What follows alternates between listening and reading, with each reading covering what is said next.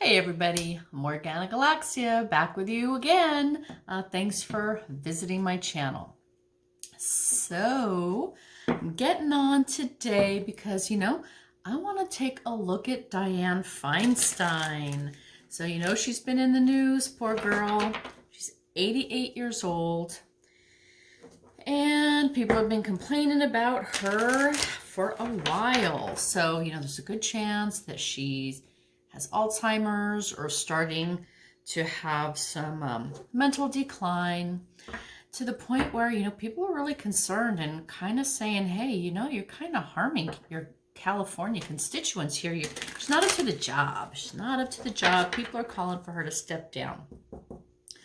So far she's really been resisting, right? She's a pretty tenacious lady.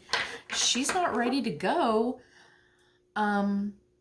But she should, right? That's kind of the idea, is that it's time, but she just doesn't want to accept it. And honestly, if she is going through some of these Alzheimer's, one of the symptoms is that sort of stubbornness, and not really seeing reason. And so anyways, I'm just kind of talking through this energy here. I want to look at Dianne Feinstein, and I want to know if they're going to convince her to step down. What's her future in the Senate looking like? She's insisting she won't step down before the end of her term, which I believe ends in 2024. Now, she didn't say that she was planning on running again, which is kind of hard to believe, but people are saying, it's so bad they don't think she can go through 2024. So that's our question today. Will Dianne Feinstein complete her term, or will she resign early, right? So let's ask that. Can you show me the remainder? Let's see. Can you show me the remainder of Dianne Feinstein's term in the Senate?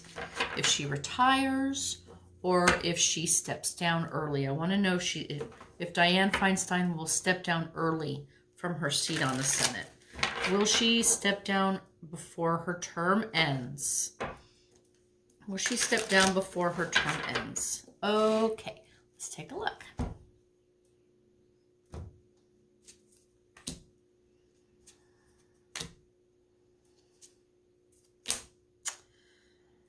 Well, we're starting off here with the Hierophant, so that's the government. I'm going to just say we're talking about her Senate role, her legislative role. She's in the Senate. She's part of the government. Her challenge is the Empress. So the Empress, the Empress is just all about abundance and your full resources. And that is Dianne's struggle. She doesn't have all of her mental resources available to her.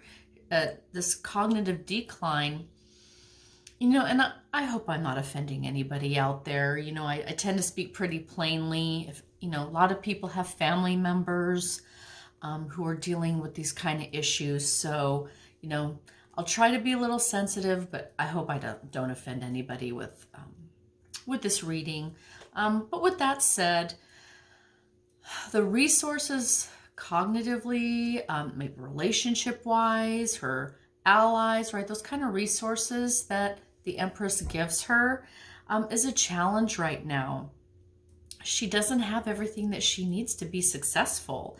She's losing those things that are valuable to her, and that's your thinking capacity, your memory, your ability to think logically, right?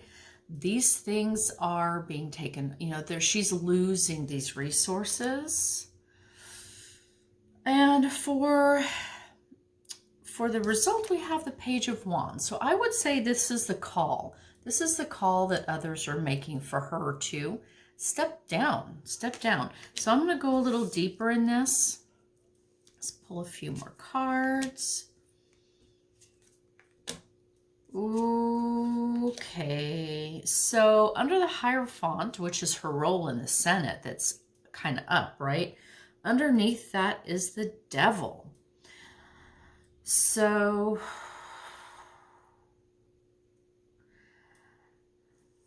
interesting. So Underneath the Hierophant is the devil. Obviously, the devil's in the Senate. We know that there's a lot of problems there.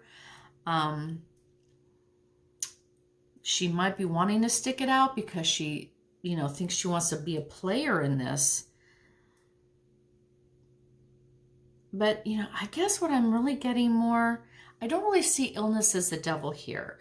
But what could be bedeviling her with her refusal to step aside is it's that stubbornness, right? It's the pride. It's the wanting to hold on to power, not wanting to relinquish everything that she has, the control that she has, the authority that she has, right? She's not holding on for positive reasons. This would tell me she's holding on for negative reasons. It's that grasp of power. That's what one of the signs of the devil, right? It's that power hungriness. And I think that that she's just too, she just won't give up the power. She won't sever her, I don't want to say addiction here, but sever her binding to the Senate, to her Senate seat, to the role she plays, her reputation, just the power. Okay, so that's where I'm going with that. She's in the government. She has that sense of power. She doesn't want to give it up.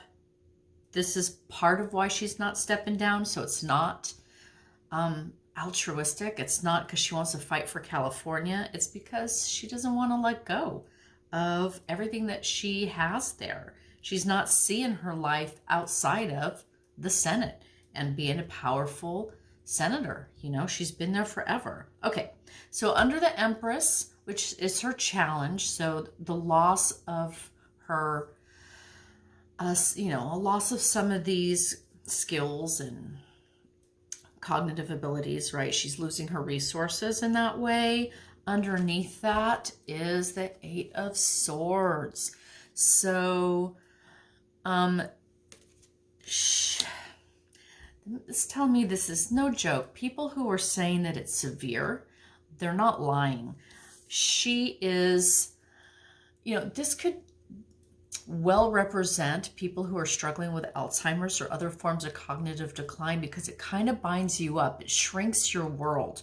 You start losing your touch with the outside world. You get stuck in your own head. You get stuck in your own thinking loops.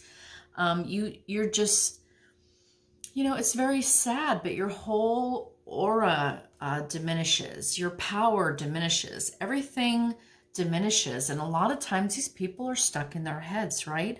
So I think this is telling us that Dianne Feinstein's condition is pretty severe. She's starting to lose touch with anything that's outside of her own thinking, okay? She's being bound and constricted by her own mental faculties here.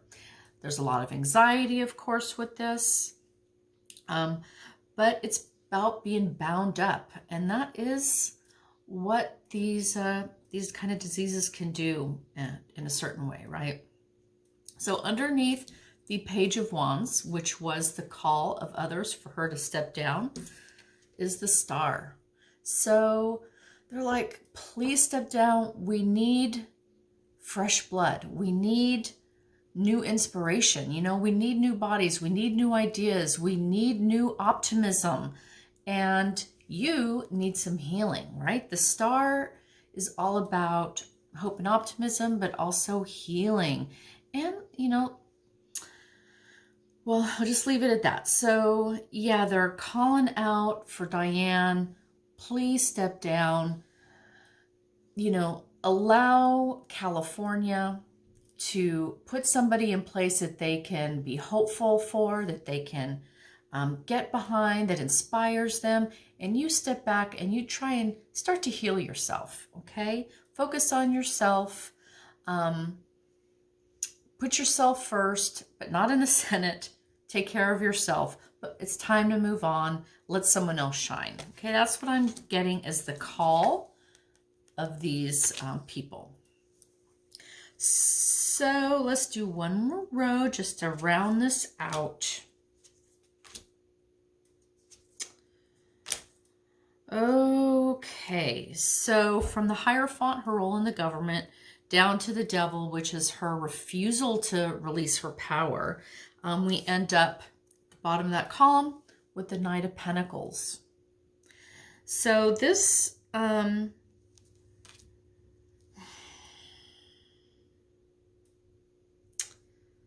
this is telling me,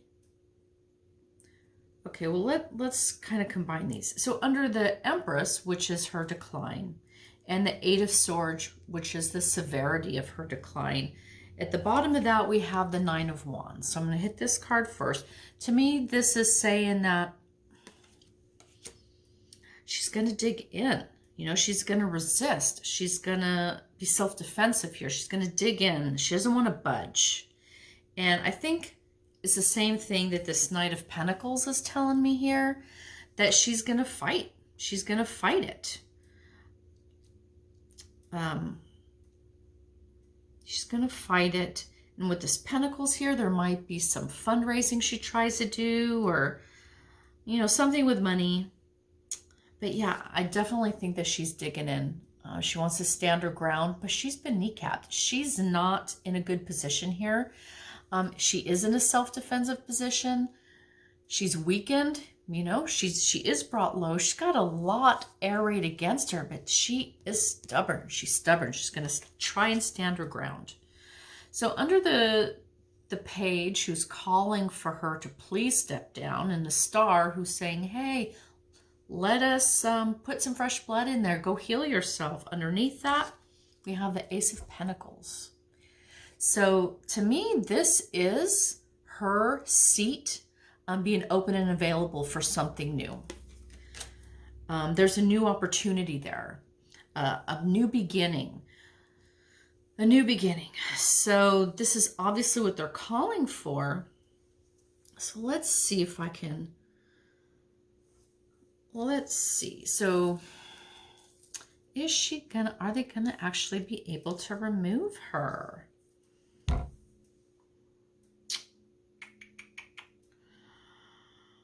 Oh, so I do see her digging in, being stubborn, not wanting to go anywhere.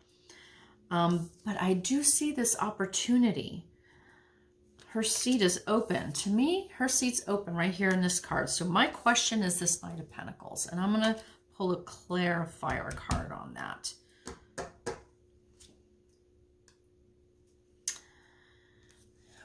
Clarifier, Page of Swords.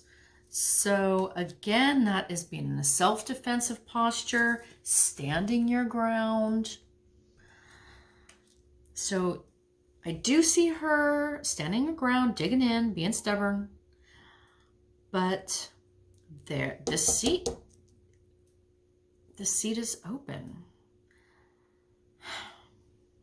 I'm just going to pull a clarifier on that to see if it'll tell me anything. We got the Five of Swords. Okay.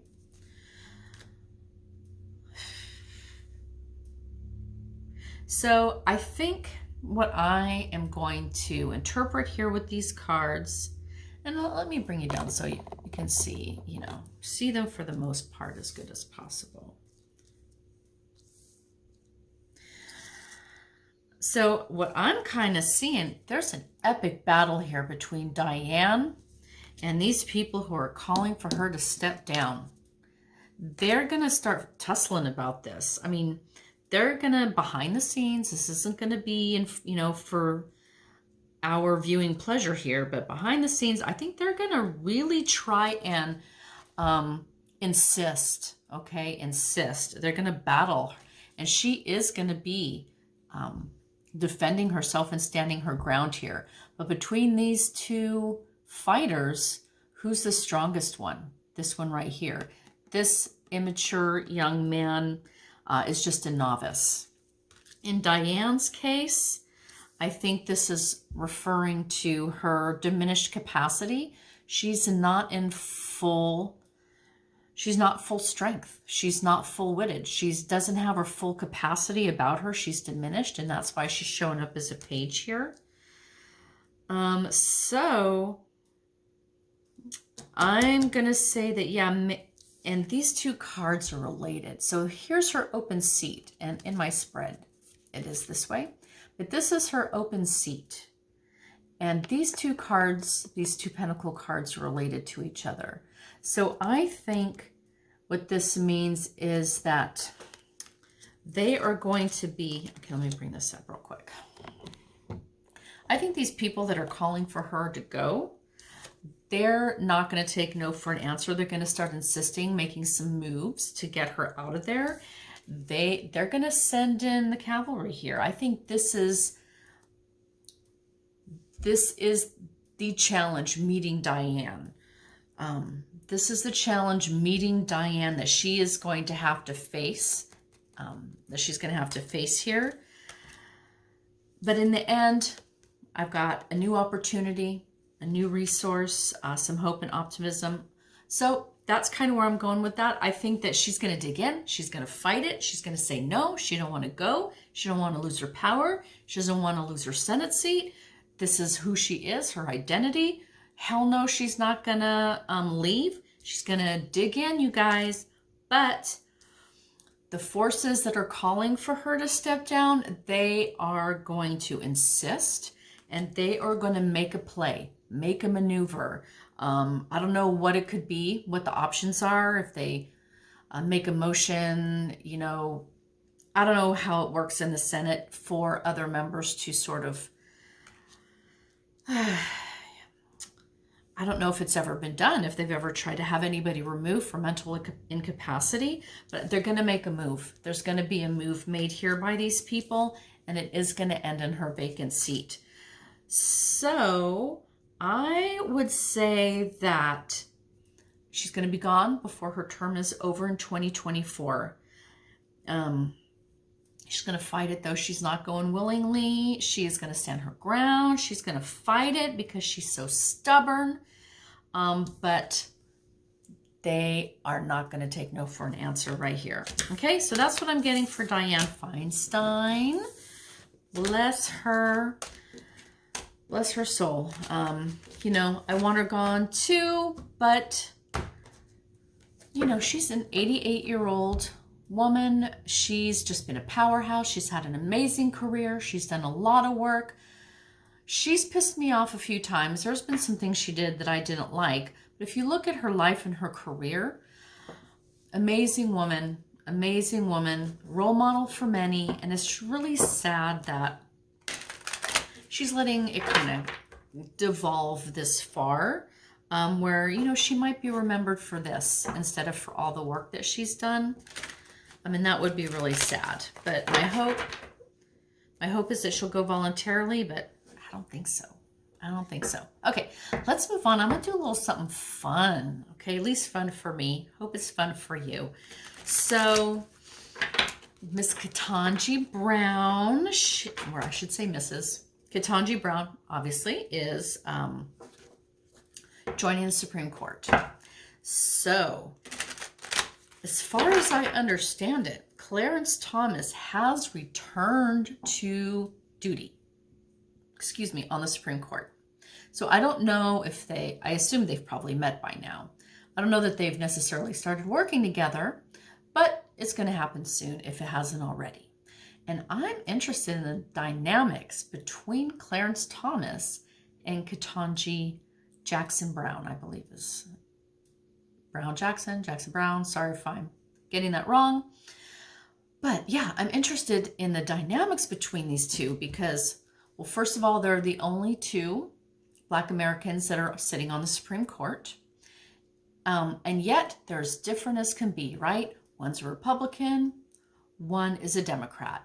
One has been a travesty of a Supreme Court justice, and one is the most qualified nominee that, you know, we've seen in modern times to sit on the court. You know, one who is a Trumpster and is married to a lunatic who probably participated in the Capitol riots, you know, and then another one who, by her account, supports democracy, you know, and the rule of law and so forth and so on. So, God, I just can't imagine what it would be like for her to sit on the Supreme Court next to him, right? Like, you want to have some kinship with the only other African-American person there, you know, just like in the Senate or the House or whatever, how they have the Black Caucus. You think, you know, what could they do together? What could they do to put civil rights forward or put equality forward, right? She can't go down that road with Clarence Thomas because that is not the kind of man he is. That's not his politics. God, that's got to be so...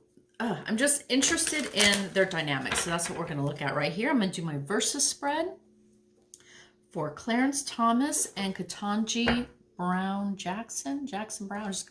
Anyways, so now they're not enemies, so I don't want to do a versus, so to speak, but let's just call it a face-to-face. Face-to-face spread between Clarence and Ketanji. Let's see what's going to be brewing between those two.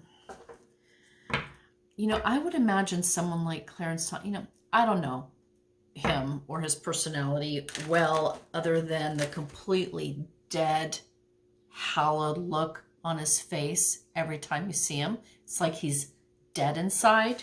I don't know that the man's ever smiled. And Katanji. Okay, let's take a look at the dynamics between these two. I want to see what the dynamics between these two are going to be. Okay, so let's see if I can bring you down for the spread here. So on this side, let's do Clarence Thomas.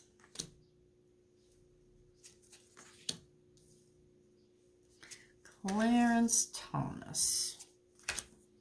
Let's bring this down. And on this side, we're going to do Katanji.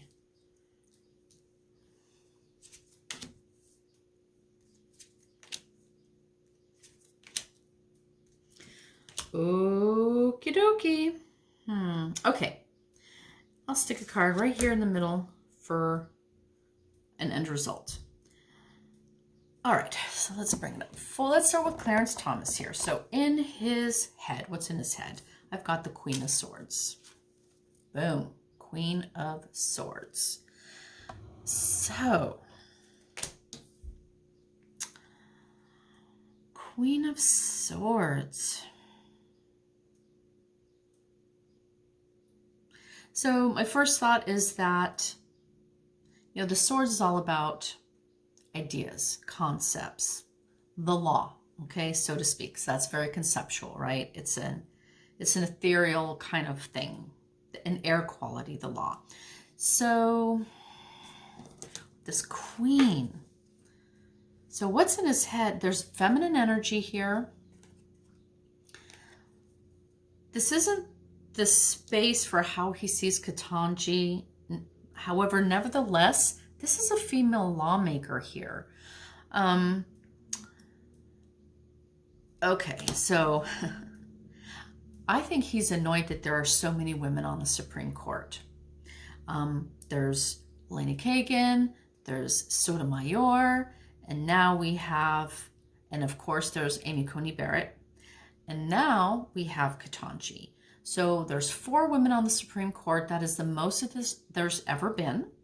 And I think he's feeling a little annoyed at the female energy that's sitting on the court. Okay? How does he see Katanji? Page of Swords. So I'm feeling the way he sees her is that, I guess what I'm feeling is hasn't really assessed her personality. Like, he doesn't know her to have like a huge opinion of her, but he is going to approach her with a certain reserve, okay? He's going to be in self-protective mode. He's going to be careful. He's going to be reserved. He's going to kind of stand as, he's just going to be ready. I don't want to say ready to fight, but he's just going to be reserved, careful, and self-protective. So that indicates there's no trust here. He's not going to trust her by virtue of her qualifications and the fact that she rose to this level and she must be a great person, right? No, he is feeling a certain amount of threat from her. There's a reason that he's in this self-defensive posture. He's feeling threatened. He's feeling insecure. He's not sure if he's going to be attacked. He's not sure if she's going to start talking crap about him. He's not sure how this is going to pan out. So he is going to hold a position of keeping her at a distance. I don't see that there's going to be a lot of communication there. They're not going to be fast buddies right off the bat or anything like that. He's self-defensive. That's how he sees her, I'm going to say, as not a huge threat, but just going to take some care. He's going to be reserved, mind his P's and Q's. You know, he is already in a self-defensive mode because of, everything that's going on with his wife and the Capitol riots. I mean, he's already been hobbled and been attacked and having to defend himself. So it's just a continuation of that. But I think just one more woman on the Supreme Court, and my understanding, and it's hard for me to wrap my head around this, but my understanding that even as a black man, he's really racist against black folks.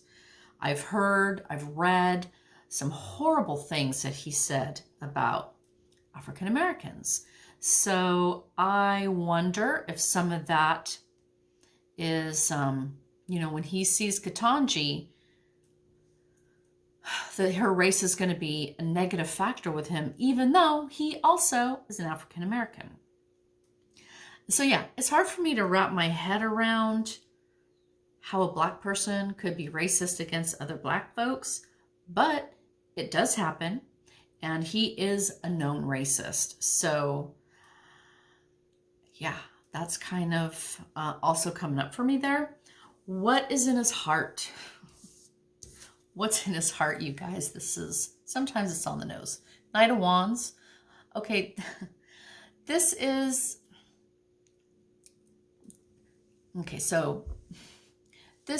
let me try and put my words in order here. So his wife obviously is implicated with the riot, the Capitol riot. Whatever she did to fund it, organize it, attend it, what have you. Clarence wasn't there, but he was in his heart. This is him blowing up, okay? I feel like that it's the red, that Republican red. He's a soldier, scorched earth. If he could, he would burn the place down. So this tells me that when it comes to the Capitol riot, he, like his wife, was all for it. He was ready to see the place burn. He, in his heart, maybe a little traitorous, maybe a little anti-American, maybe a little anti-democracy, right? Maybe the lies and the violence and the treachery. There it is, right in his heart. He's ready to see it burn. And this, so, it's funny, him and Ginny often apparently call each other their best friends. And that's something that she said to, Meadows, right? In one of her texts, is like, oh, I talked to my best friend and, we're all down for this. So what I'm saying, sorry to loop around again, is this, I think, has to do with Clarence Thomas's support for Trump, the insurrection, the overturning of our government, and the crumbling of democracy. He's a bad Supreme Court justice, you guys. And what's his action going to be? We have the Ace of Wands. So, the Ace of Wands, that would be a new job, a new opportunity, a new endeavor. There's definitely the beginning of something new with all the aces. And of course, the Wands is all about work, passion, things that you care about. It also, for justice, I feel like with these hands and the wand, this could be a justice, wielding power. This could be a big ruling of some kind. So for Clarence Thomas, I would say either The two things I can come up with immediately are either he's moving on to another work opportunity. Maybe he steps down from the Supreme Court at some point and he has to get another job. Or he sits on the Supreme Court and makes a decision, makes a ruling that is pertinent to this question. Now, we know that he was the lone dissenter when it came to giving Trump's White House documents to the January 6th committee. All the other justices said yes. He was the only one that said no. It's very possible. Well, this is about his action, though. So this is something that he's going to be doing. And that's obviously in the past. So, yeah, I don't know. Maybe I'll get a little clarifier on this. The Emperor.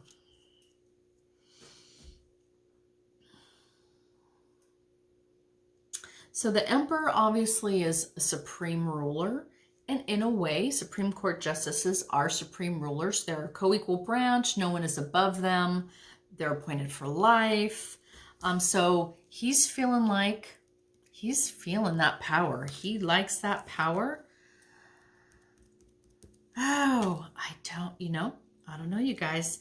There's a new beginning here. There's some new work that's being done. I don't know if it's off the bench or a legal decision on the bench, but we can expect something big to come out regarding Clarence Thomas. Something that hasn't happened yet, some work that he's going to do, some route he takes. It's going to be big, and that is different. Something we haven't seen before, something that's new, a new beginning. Okay, so let's move on over here to Ketanji Brown Jackson. And what's in her head? We have the Two of Cups.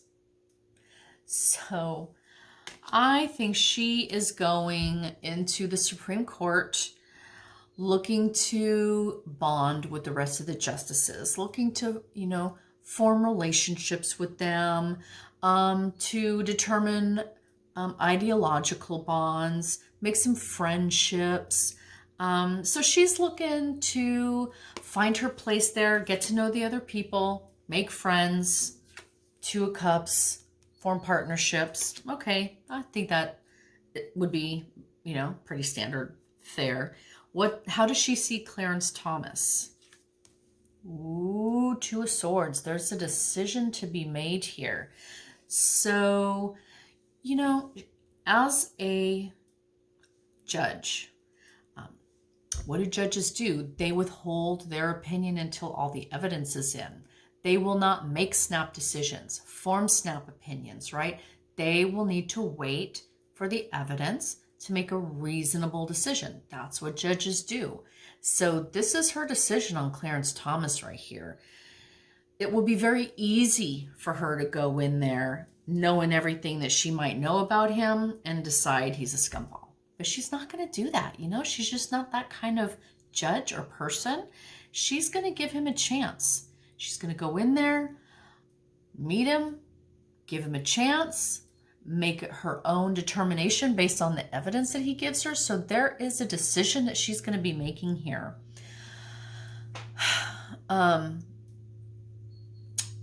So I think that's basically what that card is telling us, is that she's going to reserve her opinion until the evidence is in. But you guys, there's a darkness to this card here. There's a darkness to this card.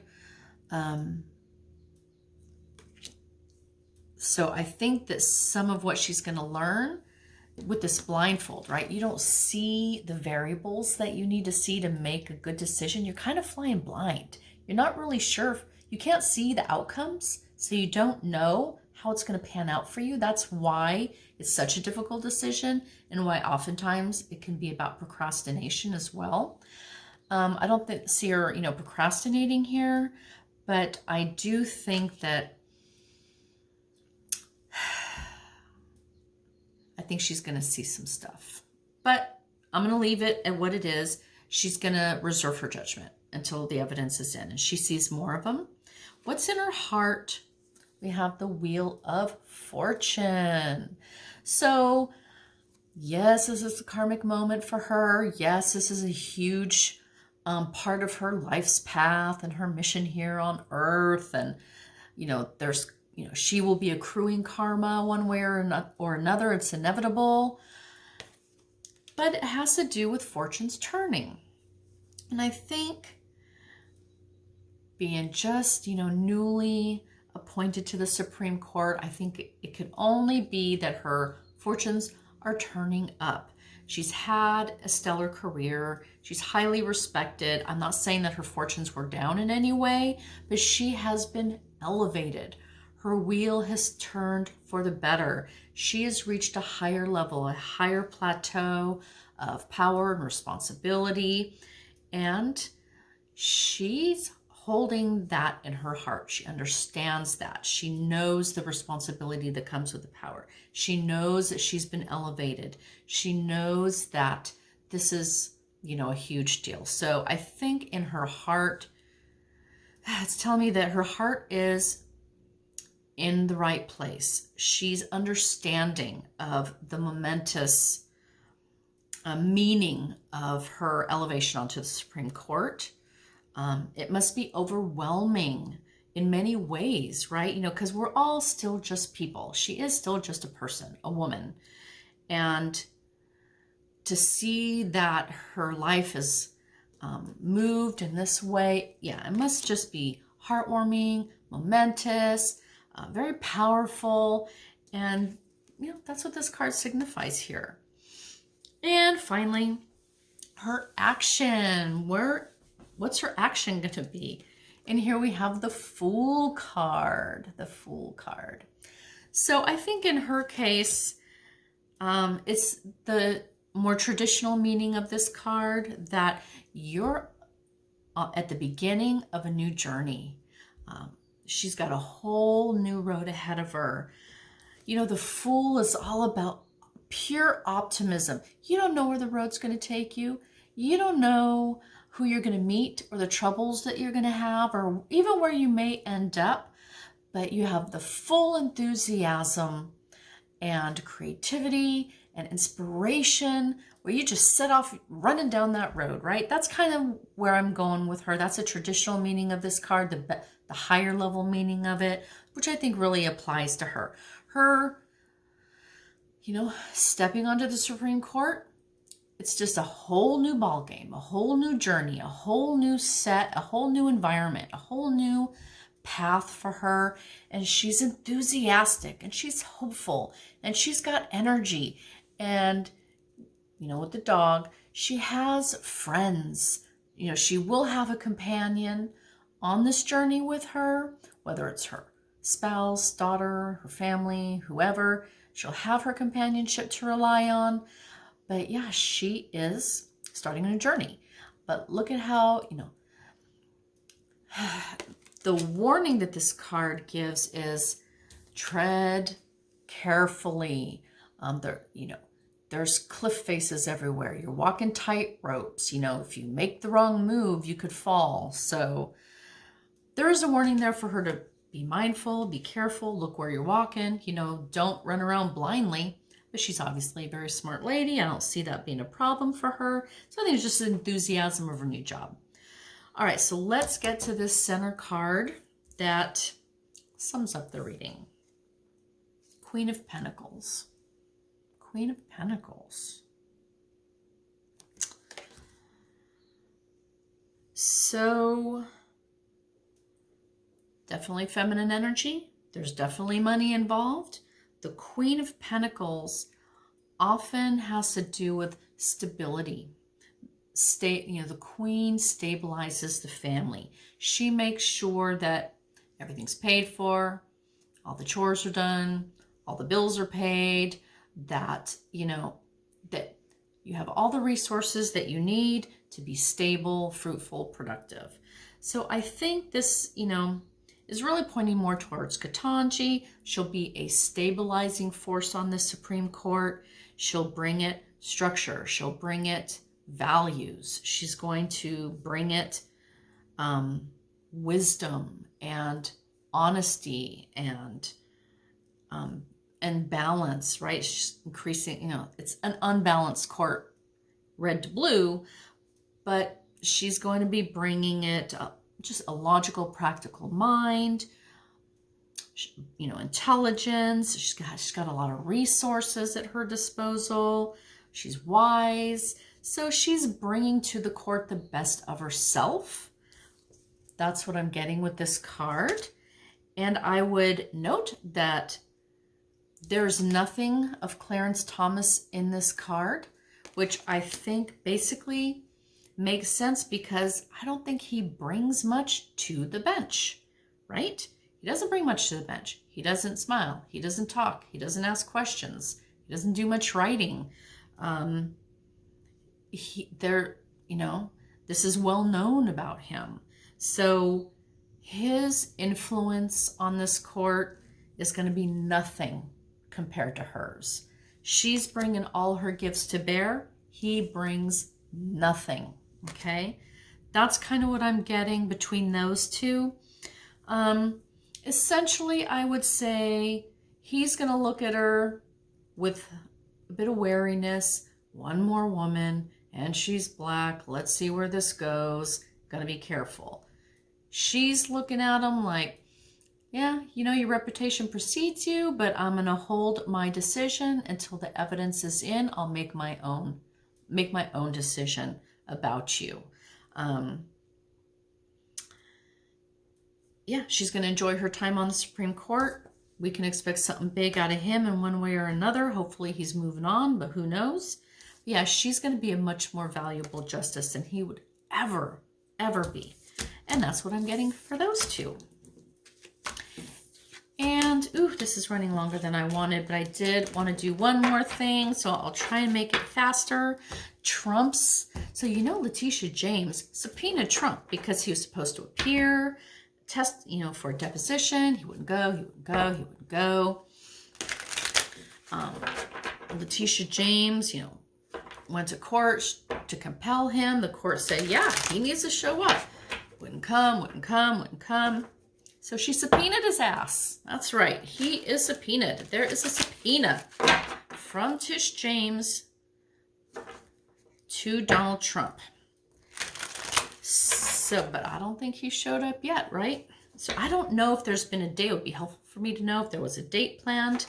But I'm going to say, okay. So the question is, how is this subpoena going to pan out for Trump? Because if he doesn't show, she can charge him with contempt of court. And that can carry a little bit of jail time. Now, considering that they haven't thrown any of the other bastards who have been appeared in court in jail, it's pretty unlikely. Steve Bannon, contempt of court, he's still running around. Mark Meadows, contempt of court. AG hasn't even touched that yet, right? So Trump, contempt of court. I don't know. What is New York going to do? Would they toss him in jail for a couple of days until he appears? Okay, how is this going to pan out? How is the New York AG subpoena of Trump going to pan out? Let's take a quick look.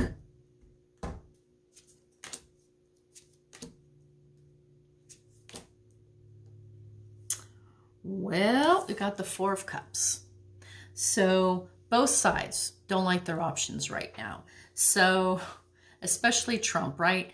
He's just like, he won't be budged. He doesn't want to move. He doesn't care if he got a subpoena. He doesn't care what lawyers are telling him to move his butt. Nope, he's in denial. I don't see it. What subpoena? I don't know. He's ignoring what's being shoved in his face. He's being uncooperative. He doesn't like his options, and he's just going to sit there and ignore them all until something he likes comes along, no matter who's offering him anything. For Letitia James, I would say that she's being, she also doesn't like her options. She's being delayed. She's being thwarted, and she doesn't have a lot of good remedy here. This isn't just some Joe Blow on the street, right? This is the former president of the United States. She's not able to exercise her full power over him because of the fact he was president. So yeah, she doesn't like some of her options either. The delays, having to wait, having to go to court, him not being really compelled, not being, you know, these things that normally would proceed from her isn't happening. So I feel dissatisfaction, obviously, for her as well. The challenge for Trump, the challenge is the voters for both of them. So I'm kind of reading this for both of them sort of simultaneously, because I was asking about the subpoena. Anyways, so the challenge is these voters, right? On Trump's side, voters want his ass thrown in jail. So not these MAGA people, because they've kind of lost all their senses. They don't even know what America is or what democracy means anymore, right? So I'm not talking about the sort of rabid, violent group of his MAGA supporters. I'm talking about regular, sane Americans. They want satisfaction. These voters want to be happy voters. They want their satisfaction. And this is a challenge to Trump. This is what's driving this process forward. People screaming, what about Trump? When's his consequences going to start? When is he going to be punished? When is he going to testify? And for James, it's that pressure. What, you know, TikTok lady, it's been 2 years already. The voters need to be satisfied. The end result is the Ace of Swords. So this is victory in law to me. I would say that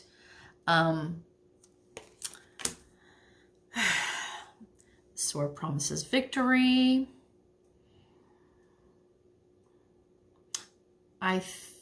And I like this peaceful dove in the back of it. I feel like this means that the subpoena will be successful and it'll be peaceful. In other words, I think that he will show. I think he's going to show, and he's going to sit, and he's going to testify, and he'll probably lie through his teeth. But her subpoena will be successful, and the dove to me indicates that there's not going to be the contempt charge. There's not going to be this trying to figure out if you can fine him or toss him in the clink for a couple days, right, until he appears. I think there's going to be a peaceful resolution to the subpoena. The most peaceful one I could think of is that he appears and he gives his testimony. So that is where I'm going with that. And that is going to end it for me for today. Thank you for watching this video.